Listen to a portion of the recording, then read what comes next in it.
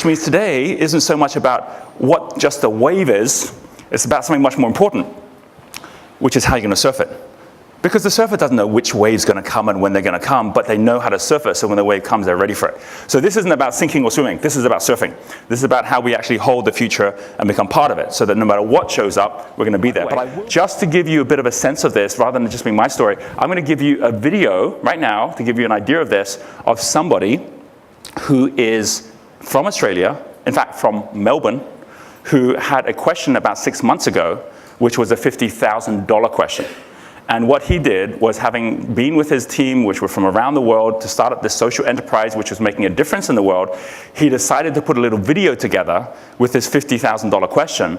And as a result of that video, he got that $50,000 within 2 days, within 48 hours. So this is not about you waiting months for you to get the answer. It's about you just thinking, if I had the question, how could I frame the question in such a way that people would give me an answer? So here's a video, give you an idea, of someone who had a $50,000 question, who framed the question in a way that got him the answer within 48 hours. Hi, I'm Simon Griffiths, co-founder of Who Gives a Crap. We reckon every trip to the bathroom should be a feel-good experience. So we've spent the last 2 years developing the only toilet paper that delivers one every time. Who gives a crap? It's a breakthrough on so many levels. Let me take you through them. It's better for the environment, and we've cut the nasties, so it's better for your body. That feels good. But unlike other recycled toilet paper, we're all about comfort. So it has a beautiful fluffy texture and low PTR, or poke-through rate. That feels good. You can choose to buy it off the shelf or have it home delivered. Either way, it costs the same as other brands, but comes with 1,200% more puns. That feels good. But here's where we're really on a roll. 50% of our profits go to sanitation projects in the developing world. You see, while a trip to the bathroom can be the ultimate feel-good experience for some, for many, it's not, because 2.4 billion people don't have access to a proper toilet. The bad stuff ends up in waterways, causing diseases that fill half the hospital beds in the developing world. That doesn't feel very good. And that's why we're donating 50% of our profits to WaterAid. WaterAid help the world's poorest people access clean water, sanitation, and hygiene education. They're literally saving the world from the bottom up. It's as simple as that. We take something that everybody needs and use the proceeds to help people in need. And that feels really good. Heading up Who Gives a Crap, Jehan Ratnatunga in LA, Danny Alexander in New York, and myself down in Melbourne, Australia. We're engineers and product designers who in 2010, through a shared passion for humanitarian aid and toilet humour, developed a business model that grabbed a lot of headlines and won a bunch of awards for entrepreneurship. We're busting to press go on the first production run and create Who Gives a Crap's first edition. Our feel-good toilet paper needs a feel-good price. And for that, we have to order in bulk. But we need $50,000 to make that happen. Basically, we need toilet paper. And like anyone who's waiting for toilet paper, we need someone to help us out. We're asking for your support. We need $50,000 to fill our warehouse with the first bulk order of Who Gives a Crap. And I won't be leaving this toilet until we've raised enough for our first order. I'm sitting down for what I believe in, and I'm not getting up until I've got some toilet paper. $50,000 worth. Till then, you can jump on our website and see me sitting right here on our live feed.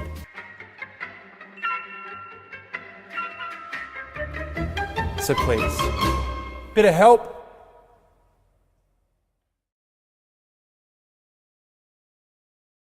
Putting that onto Indiegogo, a crowdfunding site, he raised $66,548. Wave number one.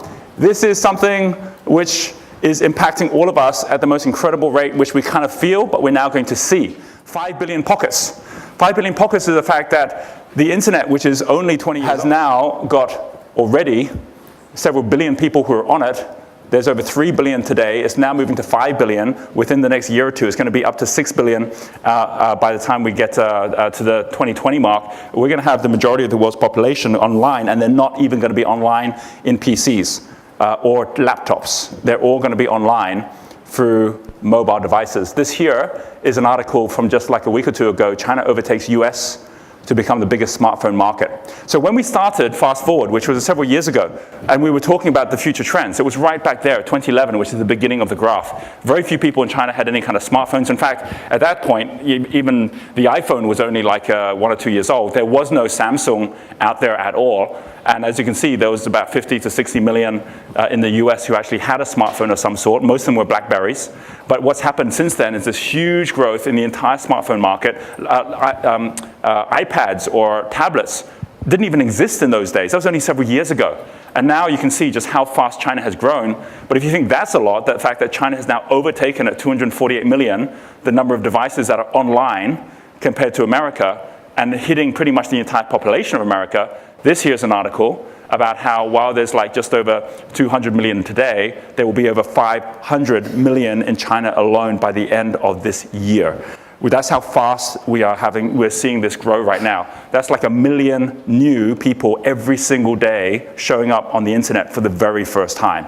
And this here means that you're going to have double as many people online in China as there are actual physical people in the US. You take this as a concept and see, well, that's a faster growth rate right now than the internet has ever seen.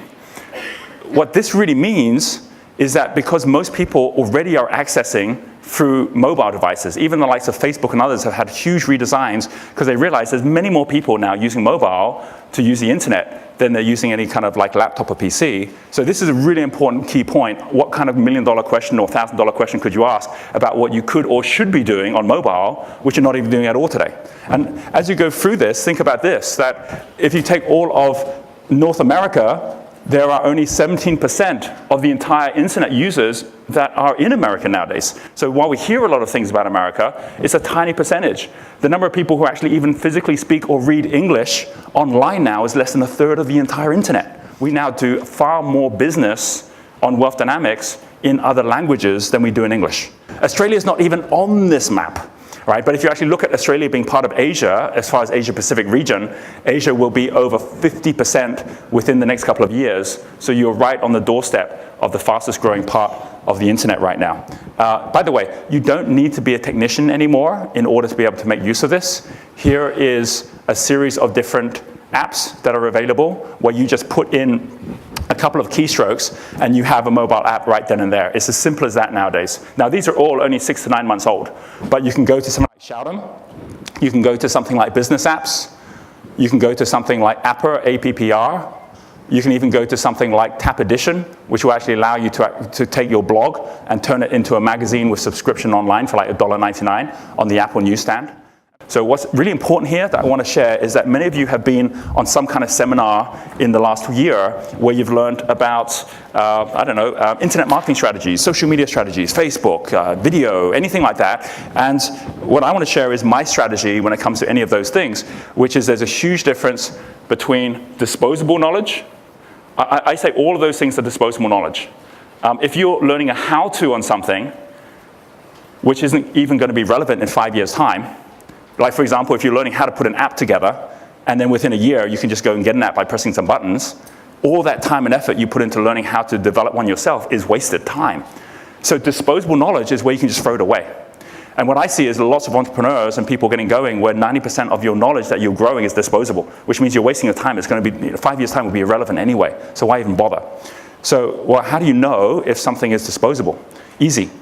If you don't know what's going to happen in 5 years' time, you can go back 5 years. And you say, well, 5 years ago, would this have been useful to know?